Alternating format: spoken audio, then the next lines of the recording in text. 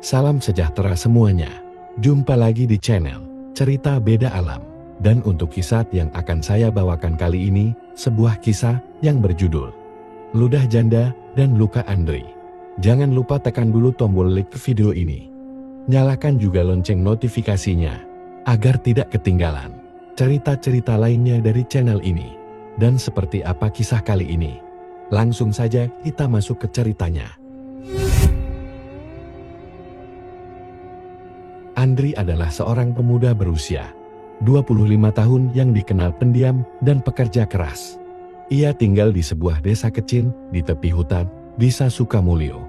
Sehari-hari, Andri bekerja sebagai petani jagung bersama kedua orang tuanya, Pak Wiryo dan Bu Lasmi. Kehidupan mereka sederhana, tetapi cukup bahagia. Namun, semua berubah ketika Andri tiba-tiba mengalami penyakit aneh. Suatu pagi, Andri bangun dengan rasa panas di pinggangnya. Saat memeriksa tubuhnya, ia terkejut melihat lepuhan besar yang membentang dari pinggang hingga kaki. Anehnya, lepuhan itu membentuk pola melingkar, seperti ular yang melilit tubuhnya. Pak Wiryo dan Bu Lasmi mencoba mengobati Andri dengan salep dan ramuan tradisional, tetapi kondisinya malah memburuk. Lepuhan itu semakin menyebar, dan rasa sakit yang dirasakan Andri membuatnya tidak bisa berjalan. Pak Wiryo yang kebingungan segera memanggil seorang mantri dari desa sebelah. Namun, mantri itu pun kebingungan. "Saya belum pernah melihat penyakit seperti ini," kata mantri sambil menggelengkan kepala. "Mungkin ini bukan penyakit biasa." Ucapan mantri itu membuat Bu Lasmi mulai cemas. Ia teringat cerita-cerita lama tentang ilmu hitam dan guna-guna yang sering terjadi di desa mereka. Desas-desus tentang persaingan antar warga atau dendam lama sering berujung pada serangan mistis. "Pak, apakah mungkin ini guna-guna?" tanya Bu Lasmi dengan suara bergetar. Pak Wiryo tidak menjawab, tetapi sorot matanya menunjukkan bahwa ia memikirkan hal yang sama. Keesokan harinya, Bu Lasmi mendatangi seorang dukun terkenal di desa itu. Kiwanto, dukun yang sudah berumur 60 tahun itu, dikenal mampu menyembuhkan berbagai macam penyakit, termasuk penyakit yang diyakini berasal dari dunia gaib. Kiwanto mendengarkan cerita Bu Lasmi dengan seksama, setelah menutup matanya dan bergumam dalam bahasa yang tidak dimengerti. Ia berkata, "Andri terkena guna-guna. Seseorang mengirim santet untuk menghancurkan hidupnya, tapi saya bisa menyembuhkannya. Apa yang harus kami lakukan?" tanya Bu Lasmi penuh harap. Kiwanto menghela napas panjang. "Penyembuhan ini tidak mudah. Saya membutuhkan ludah seorang janda sebagai syaratnya. Hanya dengan itu, kekuatan guna-guna ini bisa dipatahkan." Bu Lasmi terkejut mendengar permintaan aneh itu. Namun, demi anaknya, ia dan Pak Wiryo mulai mencari janda di desa mereka yang bersedia membantu. Di desa Sukamulyo, ada beberapa janda, tetapi tidak semuanya mau membantu.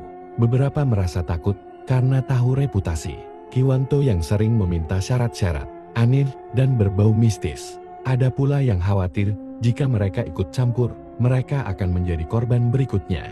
Satu-satunya yang bersedia membantu adalah Ratih, seorang janda muda yang baru saja pindah ke desa itu setelah bercerai dengan suaminya.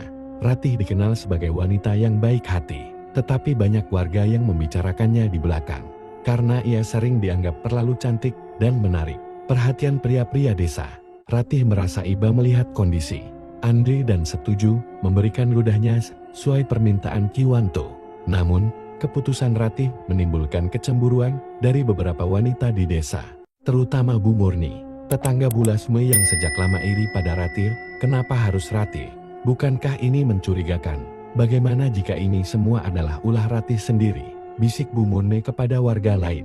Desas-desus itu menyebar, dan warga mulai curiga bahwa Ratih mungkin memiliki hubungan. Akhirnya, dengan hari ritual tiba, Kiwanto meminta Ratih datang ke rumah Andri dengan membawa segelas air yang sudah dicampur ludahnya. Kiwanto mulai membaca mantra-mantra sambil mengoleskan air itu ke lepuhan di tubuh Andri. Namun, saat ritual berlangsung, sesuatu yang tidak terduga terjadi. Tubuh Andri mulai menggeliat hebat, dan ia mengeluarkan suara seperti erangan ular. Dari tubuhnya muncul asap hitam yang membentuk bayangan seorang pria tua. Kiwanto terkejut dan mundur selangkah. Ini lebih parah dari yang saya duga, gumamnya. Ia lalu meminta semua orang keluar dari ruangan kecuali dirinya. Saat semua orang menunggu di luar dengan cemas, tiba-tiba terdengar suara teriakan dari dalam. Pintu rumah terbuka dan Kiwanto keluar dengan wajah penuh ketakutan. Ini bukan sekadar guna-guna biasa. Ini adalah kutukan ular dari leluhur Andri sendiri, kata Kiwanto. Pak Wiryo yang mendengar itu terkejut. Ia lalu mengaku bahwa keluarganya memiliki sejarah kelam. Kakek buyut Andri pernah membunuh seekor ular besar yang dianggap penjaga hutan desa. Sebelum mati, ular itu bersumpah akan membalas dendam pada keturunan pembunuhnya. Aku pikir kutukan itu hanya mitos, kata Pak Wiryo dengan suara parau. Namun, cerita tidak berhenti di situ.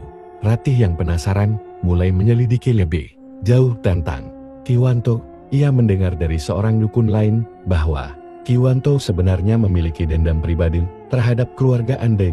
Ternyata, Kiwanto pernah berselisih dengan Pak Wiryo bertahun-tahun lalu soal tanah warisan yang kini menjadi ladang jagung keluarga mereka. Dengan memanfaatkan ketakutan dan kepercayaan mistis warga, Kiwanto berencana membuat keluarga Andri bangkrut dan kehilangan tanah mereka. Ratih kemudian menghadapi Kiwanto secara langsung, mengancam akan membongkar niat buruknya kepada warga desa.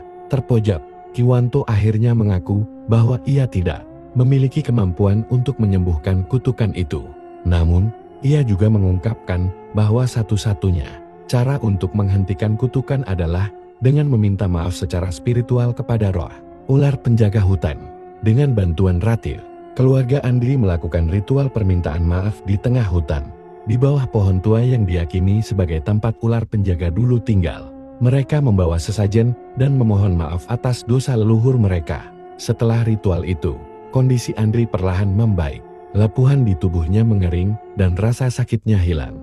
Warga desa yang mengetahui kebenaran tentang Kiwanto akhirnya mengusirnya dari desa. Sementara itu, Andri berterima kasih kepada Ratih yang telah membantu menyelamatkan hidupnya.